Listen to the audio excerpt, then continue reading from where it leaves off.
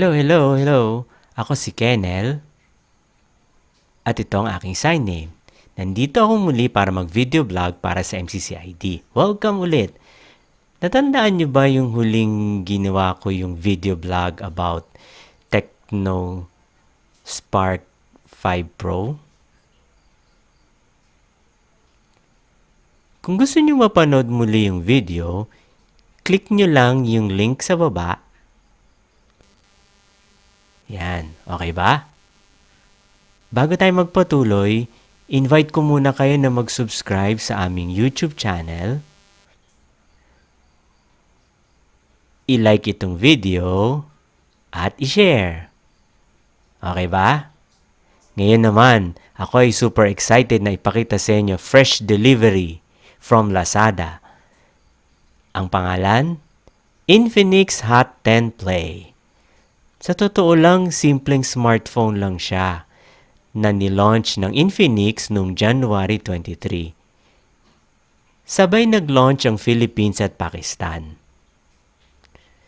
Meron lang dalawang color silang nilabas, yung Morandi Green at yung Asian Blue. Pero binili ko yung green kasi kakaiba yung design niya. Ngayon naman, i-list down ko ang basic specs nitong phone na ito. Android 10, 2 SIM slots at 1 memory card slot, 32GB ROM and 2GB RAM at face and fingerprint unlock. Okay ba? Ngayon, buksan naman natin ang box.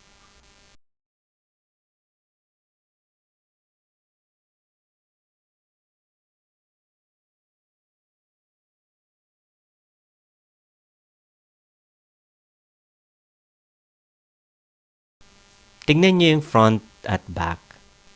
Kasama yung camera at saka yung buong sides. Ngayon, tanggalin natin ng plastic covers. Wow! Tingnan nyo naman, shiny na green back. Ayos! Ano pa kaya ang nasa loob ng box?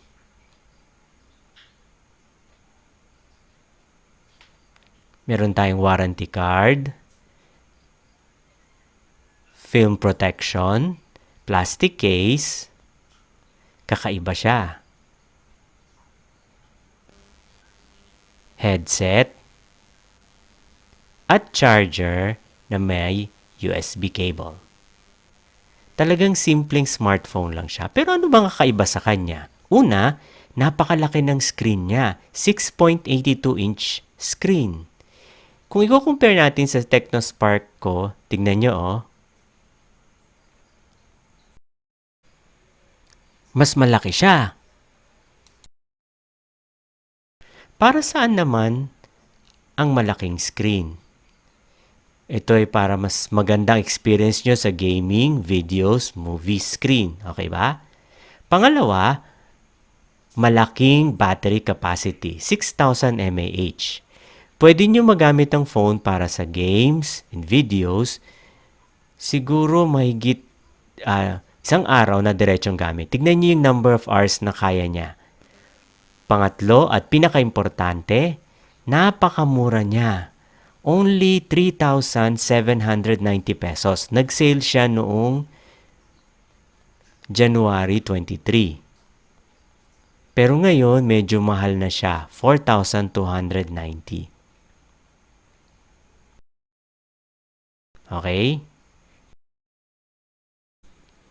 Tingnan niyo yung rear camera niya. Simpleng phone lang siya.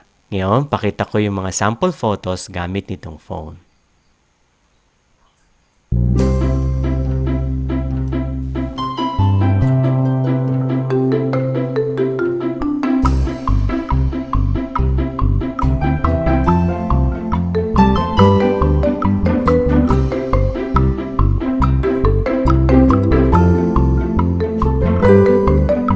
Ngayon, pakita ko naman sa inyo yung sample ng mga selfies ko.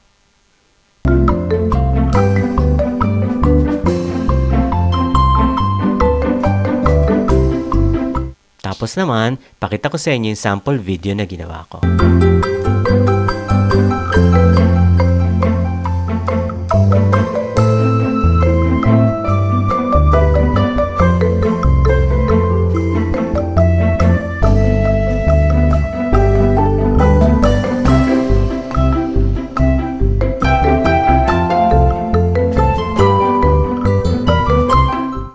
Ayan, gamitin ko naman siya sa games. Ito yung processor niya, na pwede namang maikumpara sa ibang processor sa performance. Ngayon, pakita ko naman sa inyo yung sample game na Temple Run.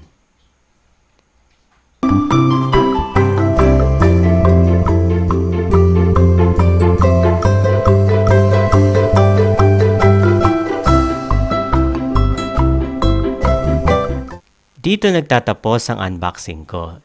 To summarize, maganda itong phone dahil malaki ang screen, malaking battery capacity, at napakamura niya. Okay? Huwag niyo pong kalimutan i-like at i-share itong video. Muli, ito si Kennel na nagsasabing, goodbye at mahal ko kayong lahat.